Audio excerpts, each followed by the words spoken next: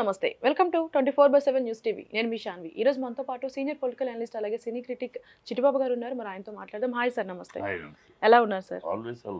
Sir ఇప్పుడు చూసుకుంటే ఈ రోజు మార్నింగ్ ఒక ఇన్సిడెంట్ అయితే జరిగింది. లైక్ నారాయణ కాలేజ్లో ఒక అబ్బాయి లెక్చర్స్ పెట్టే ప్రెజర్ తట్టుకోలేక ఆ గోడ మీద ఆ టుడే ఐ విల్ డై అని చెప్తూ రాసి మరి చనిపోయిండు.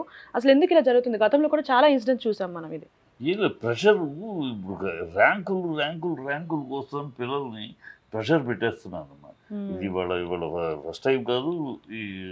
ఈ పద్ధతి మారకపోతే ఇది లాస్ట్ టైం అవుతుంది. ఇంకా చాలా జరుగుతూనే ఉంటాయి. ఎందుకంటే పిల్లల్ని చదువుకుంటానే ర్యాంకులే కాదు, ర్యాంకుల కోసమే పిల్లల్ని హింస పెట్టి అదిరా ఇదిరా అంటే వాడికి ఒక పిల్లడికి చదువులో ర్యాంక్ కన్నా స్పోర్ట్స్లో ర్యాంక్ వస్తుంది. ఇంకో అదర్ యాక్టివిటీస్లో వాడికి టాలెంట్ ఉంటుంది.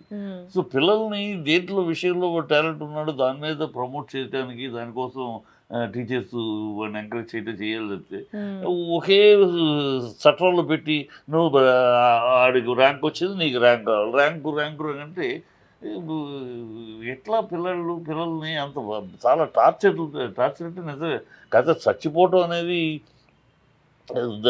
పిల్లలు తప్పది, చావకూడదు. అది చిన్న వయసు 16 సంవత్సరాలు ఈ వయసులో చనిపోవటం అనేది కరెక్ట్ కాదు. ఆత్మహత్య అనేది చేసుకుంటూ కరెక్ట్ కాదు. వాళ్ళ బాధలు భరించలేరు.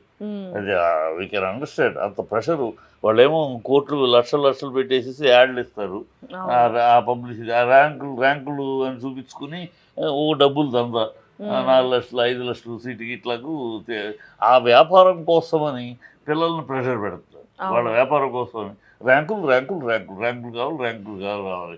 రాత్రి పగలు అందరూ ఒక్కొక్కరికి ఒక భగవంతుడు ఒక్కొక్కరికి ఒక దాంట్లో ఇస్తాడు.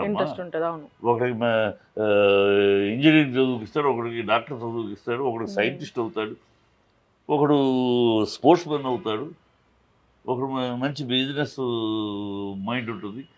సో వాళ్ళు ఎవరు దేంట్లో ఉన్నారో వాళ్ళ టీచర్స్ స్కూల్స్లో ఎవరి టాలెంట్ ఏంటి, ఎవరిని ఎటు డ్రైవ్ చేయాలి, ఎవరిని ఎటు మోటివేట్ చేయాలి, ఇది కదా స్కూల్స్లో ఉండాల్సింది.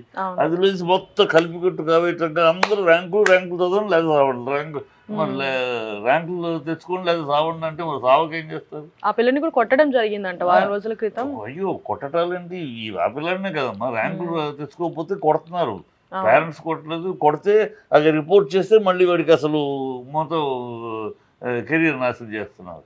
ఈ స్కూల్స్ వ్యాపార సంస్థలు అయిపోయి కాలేజ్ స్కూల్స్ అనేవి ఈ నారాయణ ఒకటి ఉన్నాయి కదా, ఇంకా మిగతా చైతన్య ఒకటి, వీళ్ళది వ్యాపార సంస్థలు అయిపోయారు. ఎడ్యుకేషనల్ ఇన్స్టిట్యూషన్స్ కన్నా, అంటే విద్యాలయాలు అంటం కన్నా విద్యా కూడళ్ళు అయిపోయాయి. ఇదివరకు మనకి ఎడ్యుకేషన్ సెంటర్స్ అనేది ఉంటుంది. సెంటర్ అంటే కూడలి, అంటే వ్యాపార సంస్థ. ఎడ్యుకేషన్ అనేది దేవాలయం, విద్యాలయం. ఆలయం ఎందుకన్నా మనం, విద్యాలయం అని ఎందుకన్నా ఆలయం అనే మాట ఎందుకు వచ్చాము, ఎందుకు తీసుకొచ్చింది? భవిష్యత్ అక్కడ పిల్లలకి ఏంటి నేర్పాలని. అది వదిలేసి వీళ్ళ సెంటర్స్ అయిపోయి వ్యాపార సంస్థలు అయిపోయి పిల్లలను వ్యాపారంగా వీళ్ళని తెప్పించుకుని వీళ్ళ ద్వారా మనం వీళ్ళకి ర్యాంకులు వచ్చి నేను పేపర్లో వేసుకుని మనం రేట్లు మన కాలేజీలో సీటుకి ఇస్తాను వసూలు చేసుకుని సంపాదించాం. ఈ పద్ధతి వల్ల మరి ప్రభుత్వం స్పందించాలి. ప్రభుత్వం కూడా ఆడవాళ్ళని స్పందించింది, బాగానే ఉంది. మద్యం అని స్పందించింది, కానీ భవిష్యత్తు తరం కోసం ఎందుకు ఆలోచించట్లేదు? ఎందుకంటే వాళ్ళు ఇవన్నీ కూడా రాజకీయానికి సంబంధించిన వాళ్ళే. నారాయణ ఎవరు? రాజకీయ పార్టీ. చైతన్య ఎవరు? రాజకీయ ప్రమేయం ఉన్నవాళ్ళు. ఈ ఎడ్యుకేషన్ ఇన్స్టిట్యూషన్స్ అన్ని ఎప్పుడైతే రాజకీయ ప్రమేయంతో రాజకీయ నాయకులు ఇన్వాల్వ్మెంటు వ్యాపార సంస్థలుగా మారితే ఈ పరిస్థితుల్లో తప్పవు. అంతే అంటారు.